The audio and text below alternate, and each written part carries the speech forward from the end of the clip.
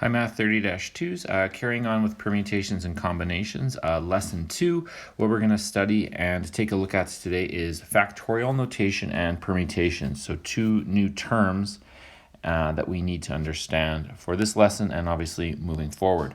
So the first thing that we're going to discuss today, is factorial notation. So the example they start with reads like this. Consider how many ways there are of arranging 6 different, that's important, books side by side on a shelf. Using the fundamental counting principle, we calculate the product to be 6 times 5 times 4 times 3 times 2 times 1. So if that's confusing you, basically, just like we talked about last day, I would have 6 stages, or 6 spaces to fill on this shelf. When I go and fill that first space on the shelf, I would have 6 possibilities or 6 books to choose from, I put 1 book in that place, and now I have 5 options, then 4, then 3, then 2, and then finally there's only 1 book left that I can potentially put in that last spot. So 6 times 5 times 4 times 3 times 2 times 1, that's where this calculation comes from. Now, instead of writing that out every single time, they say there is a simplified form that I can use to express that calculation, which is called factorial notation. So if you take a look here, 6 times 5 times 4 times 3 times 2 times 1 is read as 6 factorial or factorial 6, and is denoted like this, which looks like 6 with an exclamation mark, but in mathematics, that exclamation mark symbol is known as a factorial symbol. So when you see that after a number, it means that number times 1 less all the way down to a value of 1. So for example, in A here, it says, without a calculator, determine the value of 4 factorial. Well, the first thing you have to understand is that 4 factorial means 4 times 3 times 2 times 1. Now, in our head, we should be able to do that relatively quickly, and that's going to be 12 times 2 times 1, which is a value of 24. In the second one, I have 3 factorial and then times 2 factorial. So the 3 factorial, that's 3 times 2 times 1. There's the 3 factorial times 2 factorial. That's 2 times 1. So as a calculation, this is 6 times 2, which will give you a value of 12. So hopefully those first 2 examples make sense and you understand what factorial notation now means in general. Now, obviously, from here, we're going to have some more complicated examples, and we extend this idea to simplify factorial expressions, but that, in essence, is what factorial notation is all about. So when I take a look at something like 6 factorial, for example, they can write it in a number of ways. So the way we learned up above was just this first one here, 6 factorial. So 6, 5, 4, 3, 2, 1. I multiply all those values together. Now what they do in each of the following examples is they write 6 factorial in a different way. So in the second one, all that they do is instead of writing 2 times 1, they write that as 2 factorial. So they took the first example, instead of 2 times 1, they write 2 factorial.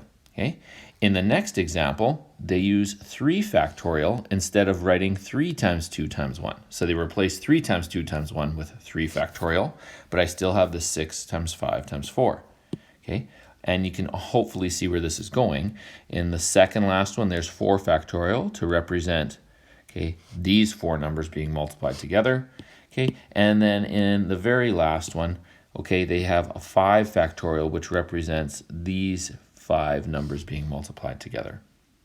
So many different ways that we can write a factorial value. The way that I choose to write it depends on the question in terms of what maybe is in the numerator or denominator of an expression and what I can or cannot cancel out. And you'll see that in the next couple pages here. So it says the table above can be used to help simplify something like 6 factorial over 4 factorial. So what I would do is in the numerator, I would write 6 factorial, which we know is 6 times 5 times 4 times 3 times 2 times 1. But what I do is I stop at 4 factorial, which is 4, 3, 2, 1.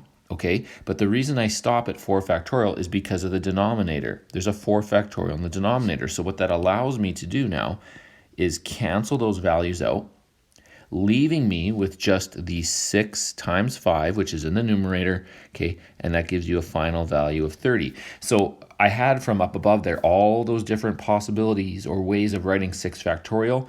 I chose the 6 times 5 times 4 factorial because I had a 4 factorial in the denominator, which I was able to cancel out, okay, and that was the easiest way for me to simplify that expression. So to practice this idea, B says express 5 factorial as a product in 4 different ways. Okay, so the first way, hopefully, K, is the one that usually comes to mind. K is just writing all of the values out. 5 times 4 times 3 times 2 times 1. In the next one, instead of writing 2 times 1 at the end, okay, I will just write 2 factorial. Okay? In the next one, instead of writing 3, 2, 1, I'll write 3 factorial. And in the last one, instead of writing 4, 3, 2, 1, I'll just write or express that as 4 factorial. Okay, so there's 4 different ways of writing the same thing, which is 5 factorial. Okay, in C, they extend this idea a little further and they say complete the following. So I start with 12 factorial, okay, I start with 12 factorial, and they want to know that's blank times 11 factorial. Well, I know 11 factorial is 11 times 10 times 9 times 8, etc., all the way down to 1. So the one value I'm missing is the first one, which is just 12. So that's 12 times 11 factorial. In the second one, I have 8 factorial, which again I know is 8 times 7 times 6 times 5 times 4 times 3 times 2 times 1.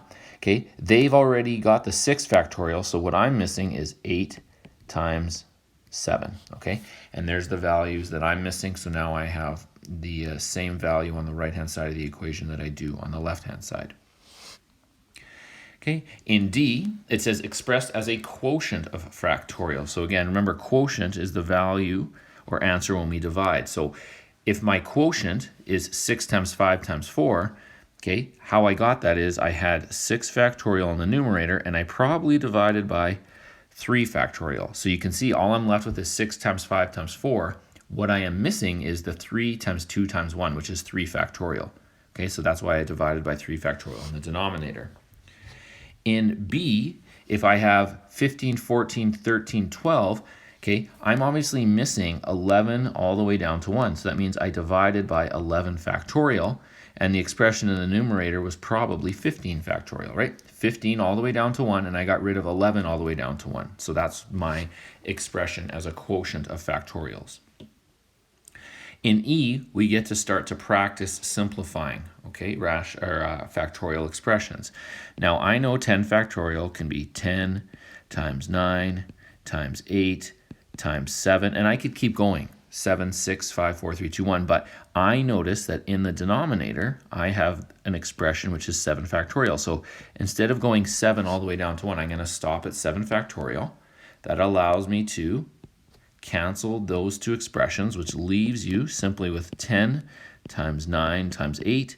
9 times 8 is 72 times 10, so we have a value of 720. Okay. In the second one, okay, similar idea. So what I would do is I would go like this. I'd write out 8 factorial as 8 times 7 times 6 times 5, okay? And again, at this point, what I would notice is that my denominator has both a 5 factorial and a 3 factorial. So what I'll do in the numerator is instead of going 5, 4, 3, 2, 1, I'll stop at 5 factorial, okay? And that allows me to cancel the 5 factorials. Now, what I'm left with in the numerator is 8 times 7 times 6. And what I have in the denominator is 3 factorial. But 3 factorial is actually what? 3 times 2 times 1. So 3 times 2 times 1 is 6.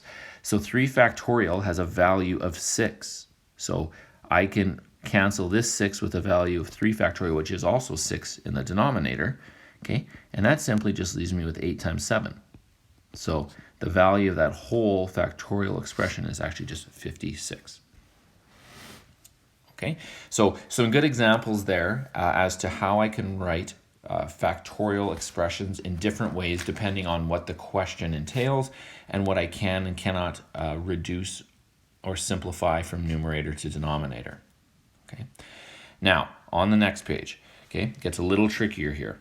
We continue to talk about factorial notation, but what you'll notice now is that we're not going to necessarily deal with a specific number, but like a factorial expression.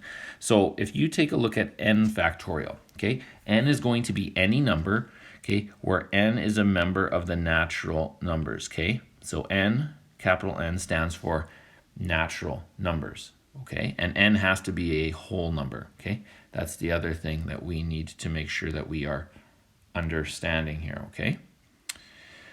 So when I take a look at questions like this, for example, if I had 6 factorial, right, it would be 6 times 6 minus 1, which is 5, times 6 minus 2, which is 4, times 6 minus 3, which would be 3, okay? And if I had a different number, you would keep going. That's what the dot, dot, dot is, all the way down to until you get to 3 times 2 times 1, and then you're done, okay? Writing that factorial expression in a number of ways, which takes you down to this part right here, okay? And this is really what we did on the last page, but instead of using a specific numerical value, we're now using just n, which represents any number. Okay, and then going up above, a couple of things that are important. Okay, like I said, n has to be a natural number. 0 factorial is always equal to 1, okay? And then this point here, okay, just takes you to here, okay, which is saying that we can write that in a number of ways.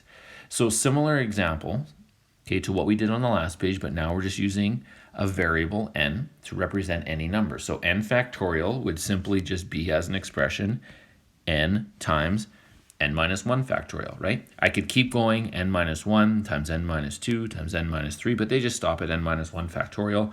Okay, and we're done. Remember, this expression here just means 1 less than the number that we're talking about. In B, I have n plus 2 factorial. So n plus 2 factorial would look like this. It's always the number itself, and then 1 less than that. So if I have n plus 2 and I take away 1, I have n plus 1. Now, if I took 1 away from n plus 1, I'd have n. Well, that's what they have right here, so I know that all I was missing was n plus 2, n plus 1, and then it would be n factorial, okay, which is n factorial, and then if you want to keep going, n minus 1, n minus 2, okay, etc., but they stop at n factorial.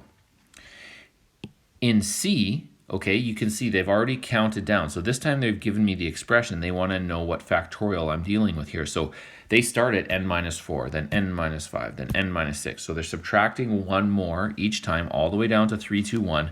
But that expression would really just be n minus 4 factorial, right? So if you were given n minus 4 factorial, you would write what is on the left-hand side of the equation.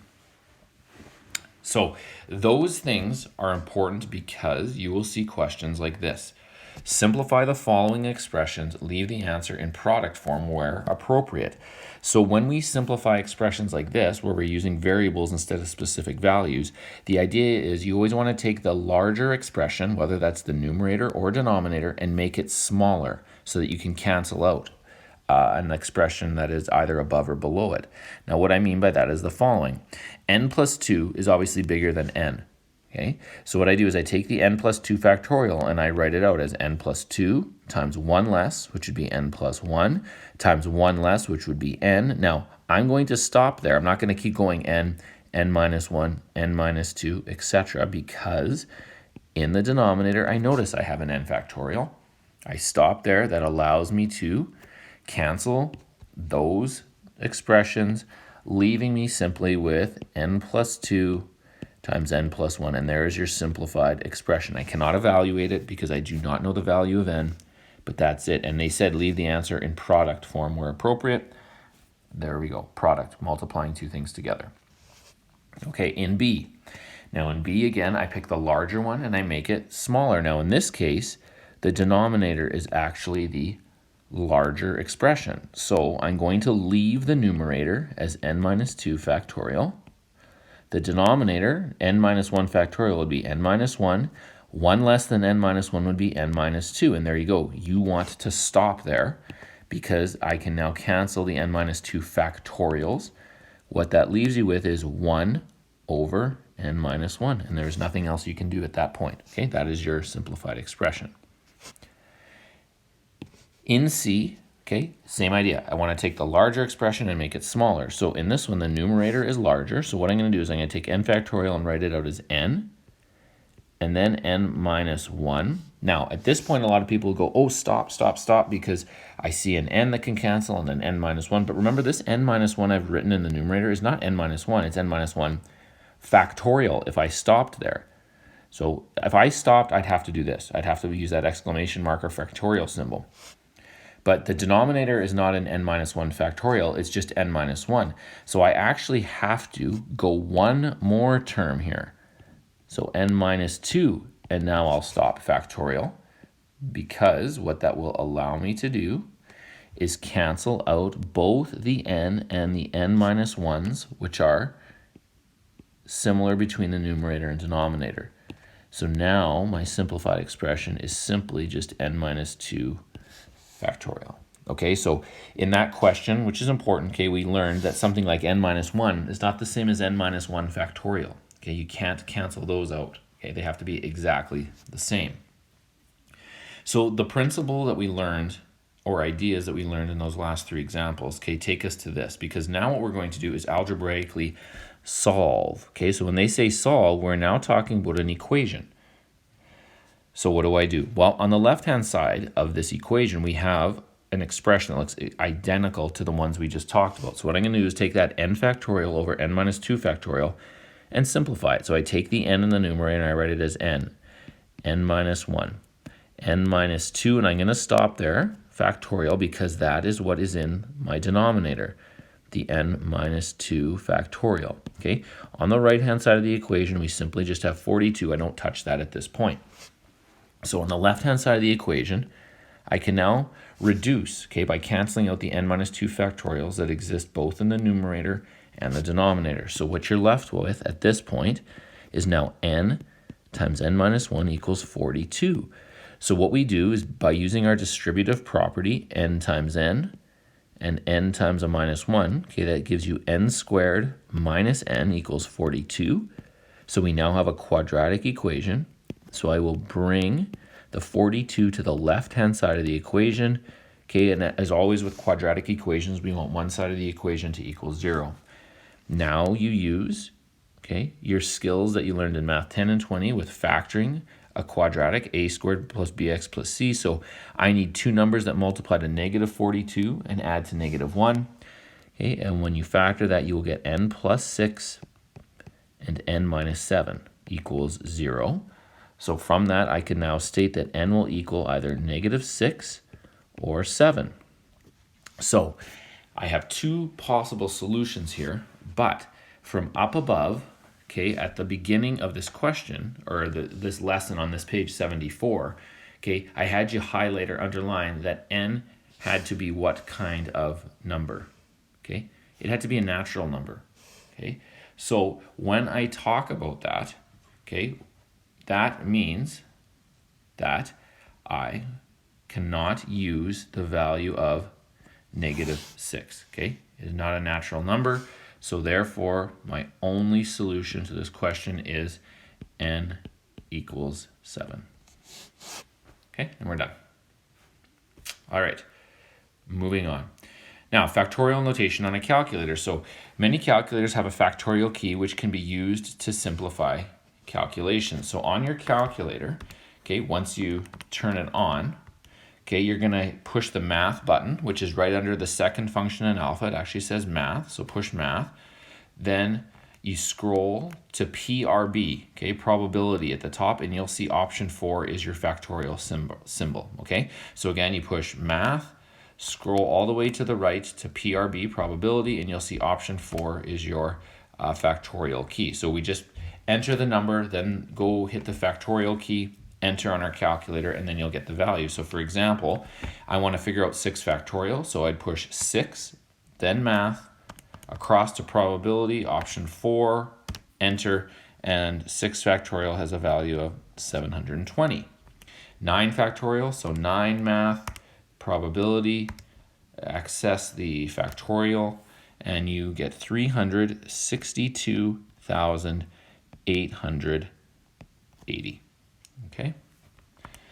Now, to simplify something like 10 factorial over 7 factorial, 3 factorial, we can evaluate numerator and denominator separately and then divide the values, okay? So that's kind of what they're showing you right here. So I figure out what 10 factorial is, I figure out what 7 factorial times 3 factorial is, and then I divide those values. So if I do that, I take 3,628,800 and divide by 30,240, and you get 120. Okay? Or, like they say here, you can enter this whole basic expression in your calculator, but what you have to be very careful of is exactly what they've indicated here. You must put brackets around what you're dividing by. If you don't do that, your calculator is going to go 10 factorial divided by 7 factorial, and then it'll multiply by 3 factorial. You want to make sure that 10 factorial is divided by 7 factorial times 3 factorial. So try that, please. We should get the same answer. So 10 math, okay, probability factorial divided by, okay, then bracket 7 factorial, 3 factorial, enter, okay, and it works 120. Okay, so both of those methods should work exactly the same, but again, be very careful when you have more than one value in the denominator, okay? You need to put brackets around that. Now, to verify without a calculator, we simplify kind of like we did on the first page of the lesson. I would write out 10 factorial as 10 times 9 times 8 times 7, and I would stop at 7 factorial because I noticed there's a 7 factorial in the denominator. Those can be simplified. 10 times 9 times 8 is 720 divided by 6, and that gives me 120. Okay, same value as up above. So we're just going to practice here on the next couple of examples. We want to evaluate 43 factorial, so 43 math factorial divided by 40 math, okay, factorial, and that's 74,046. Okay, 74,046. Okay, in B, okay, again, what are they getting at here? They want to make sure that you know that we must put brackets around that value in the denominator. So I'm going to go 37 factorial, okay, divided by bracket 33 factorial and 4 factorial. Okay. Enter, so 66,045. Okay, so there's kind of the end of what factorial notation is on its own. We will see that again as we work through what are called permutations here now. That's what we jump into. So permutations, obviously a very important term and definition. It's one of the main titles or parts of the title for this chapter, right? Permutations and combinations. Now, when we talk about permutations and combinations, it's the number of ways that things can be arranged, okay, or the number of ways that things can exist. The difference is that with permutations, okay, and they even bold it for you here. So with permutations, order, okay, is important. Okay, when we get to combinations, the order that we arrange things or have them selected for a group does not matter. With permutations, okay, the key phrase you always want to have in your head is that order matters. So for example, it says, John cannot remember the access code, okay, except that he has the numbers or digits 3, 5, and 7. List all the arrangements of the 3-digit code that John could use to determine the access code. So to start with in this chapter, they give you very simple examples where right here, I can write out all the codes, okay, which is what they basically asked me to do. So I could have 3, a 5, and a 7, or then still start with 3, but then switch the 7 and the 5. Then I start with another number, so start with the 5. So it would be 5, 3, 7. Keep the 5, switch the 7 and the 3, then start with the third number, so 7, then 3, 5, and then 7, 5, 3. So there are only those 6 possible permutations for an access code when you know the 3 digits. And that's what they state here, okay? There are 6 possible arrangements, and only one of them will access the site, right? Just like your bank card or anything to get into any sites that you guys have access codes to. This type of arrangement where order is important is called a permutation, okay? And then again, they give you a nice little definition at the bottom that you probably want to highlight or underline, okay? The order of the elements are just the things that we're arranging or discussing, okay, is important. So again, permutation order matters. So on the next page, it says permutations of n different elements taken n at a time. So, okay, the title here is actually important, and it means this. If I have 6 objects, I'm going to arrange all 6 objects. Okay, you're going to see in questions coming up, I might have 6 objects, but they only want me to arrange 4 of them or 5 of them. This section here, I'm going to arrange all the items that I have. So for example, it says list all the arrangements of the words of the word cat, letters of the word cat. Now again, what you have to do in this chapter is kind of draw parallels between questions you've seen and ones that you are working on. And what I mean by that is that this question dealing with CAT, that's 3 elements. Okay, yes, it's the letter C, the letter A, and the letter T, but it's really no different than the previous question that we dealt with the 3 numbers for an access code, the 3, the 5, and the 7. Both questions are dealing with 3 elements that I have to arrange. So when they say list the arrangements of the letters of the word cat, well, okay, obviously you can have CAT, start with the C again, but then switch the A and the T. Then start with the A. So ACT, and then ATC, and then finally begin with the third letter, which is T. So you could go TCA and TAC. So again, just like the 3 digits, there were 6 ways. Same thing when I have 3 letters. So write the number of permutations in factorial notation. So there are 6 ways, right? So 6 ways. Now, how do you write 6 ways in factorial notation? Well, that's 3 factorial, isn't it? Because 3 factorial is 3 times 2 times 1, which is the number 6. So 6 in factorial notation is 3 factorial. Now, this is where we see the connection between permutations and the fundamental counting principle. Okay, and this is what I mean. That I have 3 spaces to fill, right? When I go and I select the first letter that I could put in the first blank, I would have 3 options, the C, the A, or the T. So I pick one. Well, now I'd only have 2 options. I've used 2 of the letters, so there's only 1 option left. So 3 times 2 times 1 is 6. So sometimes when you read a question, you'll be able to solve it very quickly using permutations. Okay? Other times, your brain will take you more to a place where you want to draw out the blanks, like I just did there, and use the fundamental counting principle. You should arrive at the same place at the end in terms of the calculation and the value that you have. So what it says in the box here is the number of permutations of n different elements is n factorial. So for example, if I am arranging 8 objects, the way that I can arrange all 8 objects would be 8 factorial. Okay, and that's what we're taking a look at here. Determine the number of permutations of the letters of the word Kelowna. So, Regina first. So Regina, there are 1, 2, 3, 4, 5, 6 elements to arrange, 6 letters. So that would simply be 6 factorial. Okay, and that has a value of 720.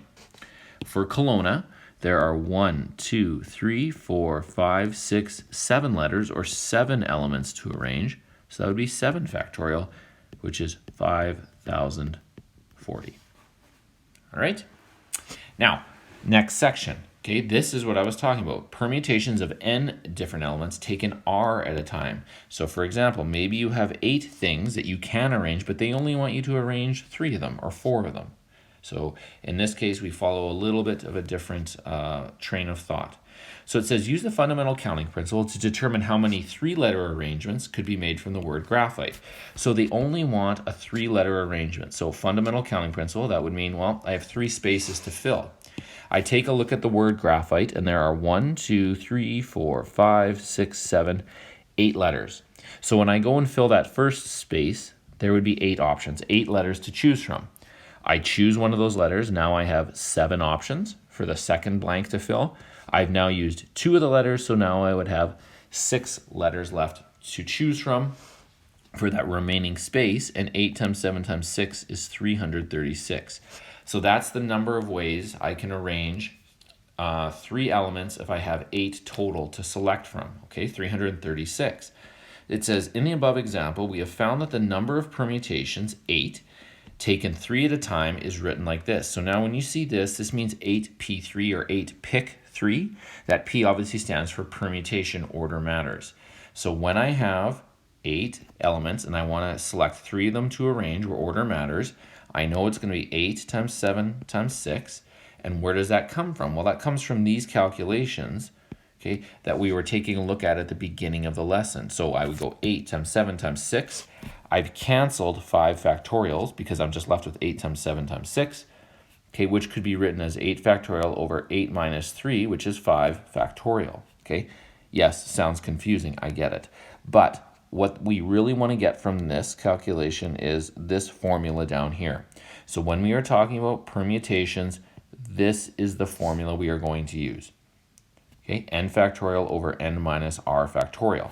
And again, we have an NPR key in our calculator, the same place we found our factorial key. So if they want me to figure out what 8p3 or 8pic3 is, okay, I first enter that number 8, then go math to probability again, select option 2 because it says NPR.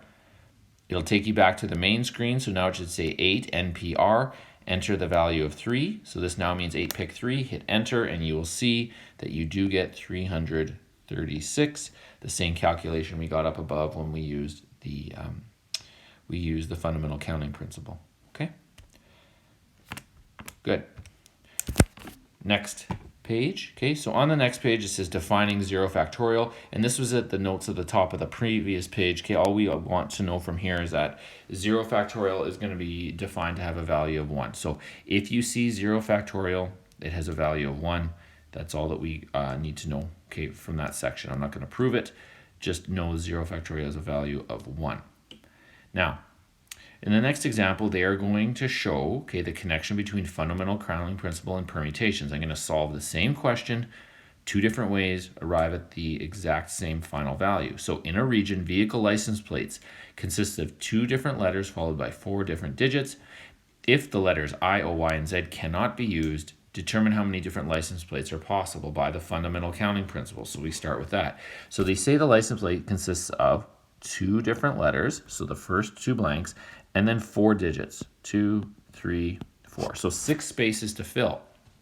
Now with the letters, I can't use 4 letters, I, O, Y, and Z.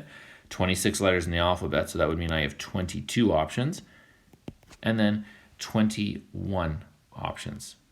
Okay, and the reason I know 22, 21 is because it says consists of 2 different letters. I can't use the same letter twice in a row because they have to be different.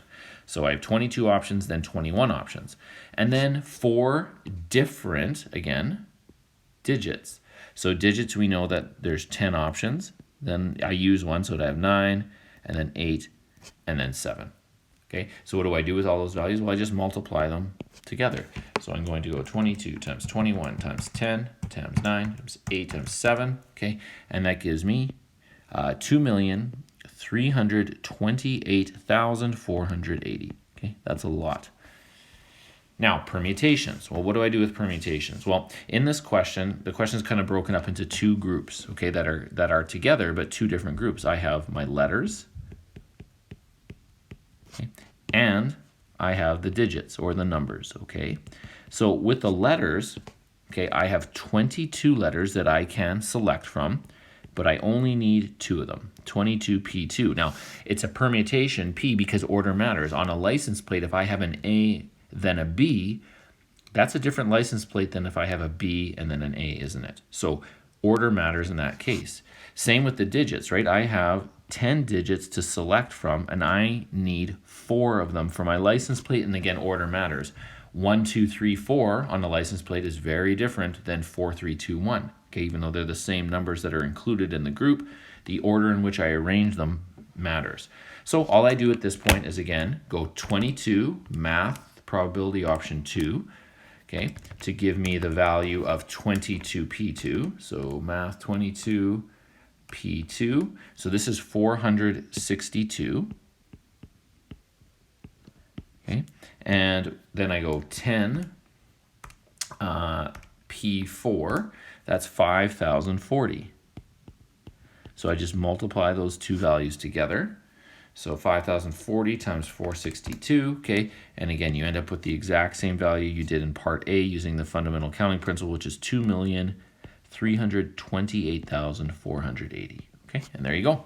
And the guy with the fake stop sign, kind of same idea I've been talking about, says in many cases involving simple permutations, the fundamental counting principle can be used in place of permutation formulas. Okay, so again, like I said, some mornings you'll wake up and a question will smack you in the face saying, hey, I want to use the fundamental counting principle to solve this. And then you might take a look at that same question the same day in the afternoon and go, no, I understand this better, kind of looking at permutations.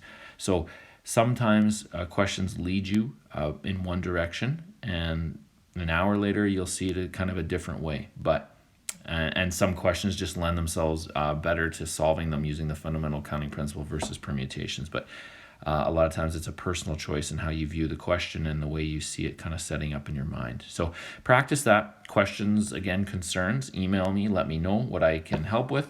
Have a good day, you guys, and enjoy your weekend. Talk to you soon.